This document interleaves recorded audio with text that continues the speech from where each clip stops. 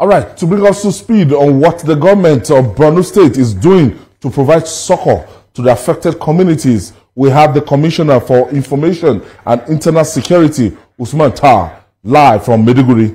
Thank you for joining us, Usman Tar. Thank you very much. Now, we've seen the fallout of the breakout of the dam, and we've recorded over 30 persons missing so far. I've seen 1 million people are said to be displaced. This is a state that has been ravaging or battling with Boko Haram since 2009. And to add to this is this natural disaster. How are you handling this situation with over 1 million people displaced? Thank you very much. We have been handling the evacuation site of the disaster, but also the management of the disaster in terms of providing succor to the people. So far we have established 32 camps where people are free to join, people who are displaced.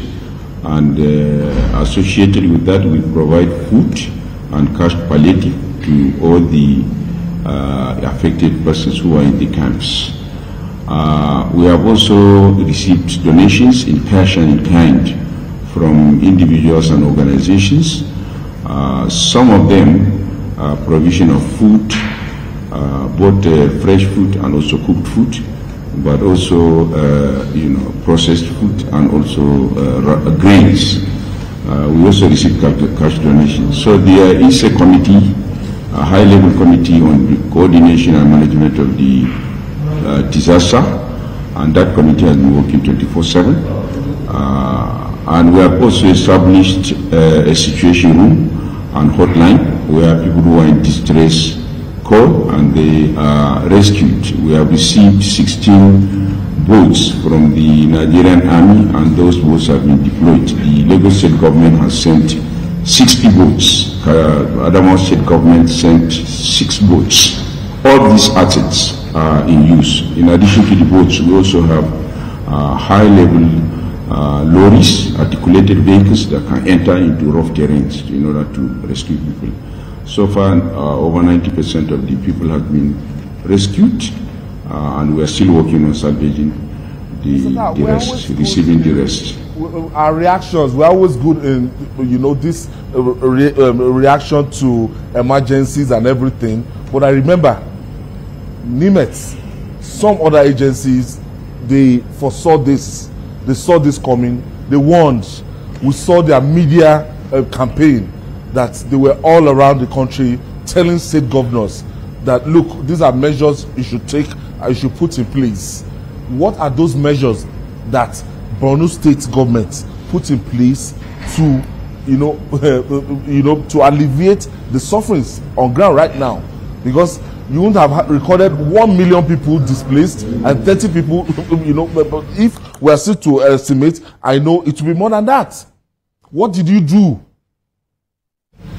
What did your government do? What did I do? Yeah, what did your government do as a government, to make sure the prediction that, look, this year it's going to be very, very, in terms of flooding, flooding. Thank you very much.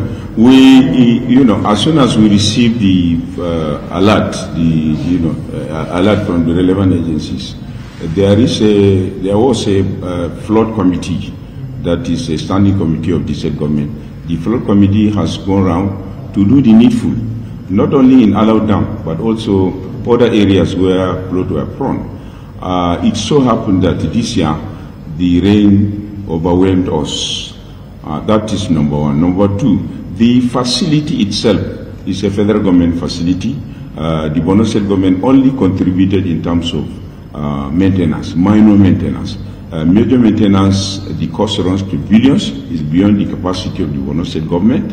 And we learned that the Federal Ministry of Water Resources will now put its act together in order to do the turnaround maintenance, desilting.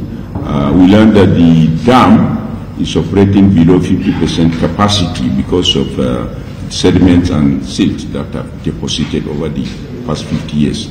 So we are dealing with the federal asset in terms of the dam. We have done our best as a state, as a subnational entity, in order to do the maintenance that we can.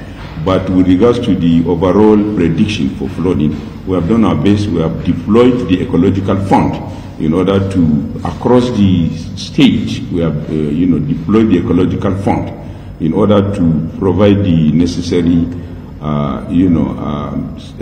support and necessary intervention across the state. Borno is a rural state, agrarian state, where we have so many flood-prone areas, and we have worked around the clock to do that.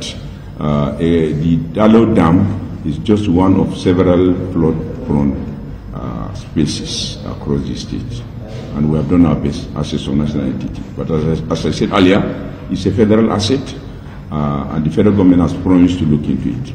So how soon do you intend to evacuate the flood? Because do you have enough drainage, drainage across the state, enough facility to be able to evacuate the flood? Yes, we have. We have, over the years, we have procured equipment for drainage, but for this particular disaster, several MDS have provided support. The Federal Ministry of Agriculture has promised to give us enough machines for drainage. With regards to the draining, areas, we have identified the space, areas where the waters will be drained out of the city. We have 2 rivers in Maiduguri. The rivers have started receding. In fact, they have receded significantly. So we shall channel the stagnant waters into those 2 rivers, Ngadabul and Ngadasilem. These are the 2 rivers that run across Maiduguri, and the stagnant waters will be channeled into those 2 rivers. So far, so good. This will no doubt affect, the farming timetable and affect farmers, because all their crops and the arable lands would have been submerged by now. What are you really doing to actually help these farmers out so that they will not suffer the brunt? They would have lost a lot of to this flood. Most of the rural areas, because of our intervention, are not really affected by the flood. And one of the reasons why the flooding happened in Maiduguri was because people built on waterways. In the rural areas, we don't have such problem, and the waters found their way naturally. So the farmers are not that trapped, but however, some farmlands were destroyed, but the farmers are okay, and we still expect a very high agricultural yield this year in the rural areas. So ultimately, when we look at the number of people affected and the fatalities we have you been able to put it together to give us an update? Well, we have established a dashboard, and we have deployed personnel to go out and look for the data. The data is still counting. For instance, the dead bodies, we still have not finished counting.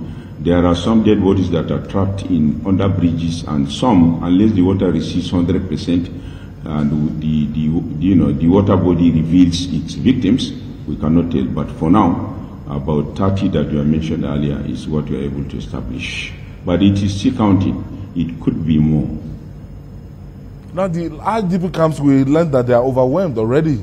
And, what are you doing to ameliorate the sufferings there? Well, we are providing, for now, for the IDPs, we are providing food and non-food palliatives. The governor has gone around all the camps and provided psychosocial support, provided, cajoled them. Thereafter, the government deployed teams to go around and distribute cash palliatives of 10,000 naira to each victim.